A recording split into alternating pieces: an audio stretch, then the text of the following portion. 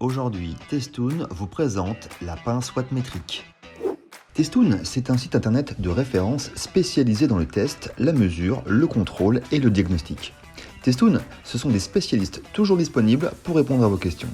Et aujourd'hui, on vous explique la pince wattmétrique. Une pince quoi? Une pince wattmétrique. Elle, c'est Margot. Elle est diagnostiqueur immobilier, elle veut se lancer dans l'audit et veut tout savoir sur cet appareil de mesure. Elle contacte Testoon pour avoir ses réponses. Bonjour, je suis Margot, je suis diagnostiqueur immobilier et pour faire les audits énergétiques, on m'a dit qu'il fallait que j'investisse dans une pince wattmétrique. Je ne sais pas du tout ce que c'est et je ne sais pas comment m'en servir, donc j'aurais besoin d'un peu d'aide s'il vous plaît. Bien sûr Margot, une pince wattmétrique est un appareil de mesure de puissance. Pour l'audit, nous proposons un modèle qui a en plus la mesure d'énergie, la PCE PCM1. Et en quoi elle est importante pour l'audit? Dans les faits, une pince wattmétrique permet de mesurer une puissance électrique, mais dans l'audit, nous recherchons à mesurer une consommation électrique. Cette consommation s'obtient à l'aide d'une mesure d'énergie. Comment se fait la mesure et où est-ce que je dois intervenir? Bonne question Margot. Les mesures doivent se faire sur des éléments fixes d'une habitation. Et sur quels éléments doit-on faire la mesure?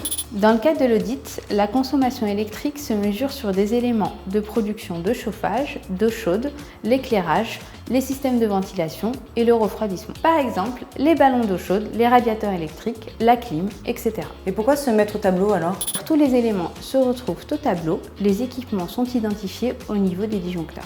Petite astuce, pour garder l'identification après ouverture du capot, j'utilise un crayon de papier pour faire une marque que j'effacerai une fois les mesures faites.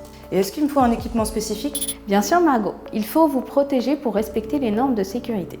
C'est ce qu'on appelle l'EPI, l'équipement de protection individuelle. À partir du moment où vous ouvrez un tableau électrique, vous êtes en zone de danger. Munissez-vous d'un écran facial, de sous-gants, d'une paire de gants isolants et d'un tournevis isolé. Ah oui, quand même. Dans le cas de ce tableau, j'ai besoin d'un tournevis plat. Afin de retirer le capot, j'enlève les vis de maintien. Il y a potentiellement un risque de câble nu sous tension après ouverture. C'est pour ça que je porte des EPI. Et sur quel câble je dois prendre la mesure alors? Il faut prendre le courant en entourant le câble de phase avec la pince. Ensuite, on connecte les cordons sur la phase et le neutre du même disjoncteur. Côté pince, on met le câble rouge sur la borne L1 et le câble noir sur la borne COM. Ça va Margot? Vous me suivez toujours? Oui, je suis, mais est-ce qu'il y a un sens de branchement? Excellente question. La pince n'a pas de sens. Tournez le sélecteur sur la position énergie pour avoir un calcul d'énergie en direct. Grâce au double affichage, on obtient l'énergie accumulée sur l'écran principal et le temps de la mesure sur l'écran secondaire. Ici, la mesure affichée est 0,50 sur 10 minutes, ce qui donne sur une heure une consommation de 300 watts. Ok, super, merci pour les conseils, c'est assez clair.